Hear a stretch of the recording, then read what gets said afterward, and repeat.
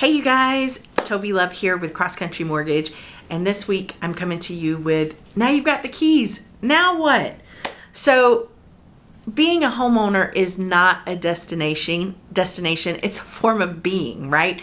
There are so many things that you need to keep track of and do as a homeowner. So I'm gonna give you just a few tips here. So after you get those keys, maybe the first thing you wanna do is prioritize repairs or improvements. What's most important to get done right now? What can wait? Budgeting for some serious repairs or rainy day is always a fantastic thing to have in the background going, because as a homeowner, you're going to be responsible for that, and you never know for sure when that's going to happen. Home maintenance regularly will help deter some of those major home repairs. So I have a checklist for that. So if you'd like a copy, please just reach out to us and we'll send it to you.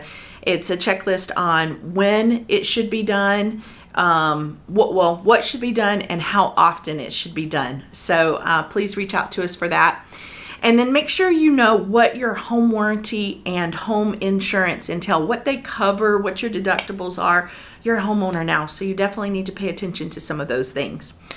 The other thing I always like to talk about, and I actually have a whole separate video on this, is supplemental taxes. So as a homeowner, if you're impounding your taxes, your annual secured property tax bill is paid out through your mortgage, but your supplemental tax bill you will get one time after you close, and that is something that you are responsible for.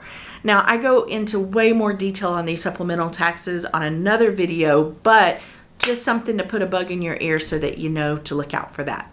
I hope this helped. If you're finding value in these videos, please make sure to share, like, subscribe, all of those things, and I will look forward to connecting with you very soon.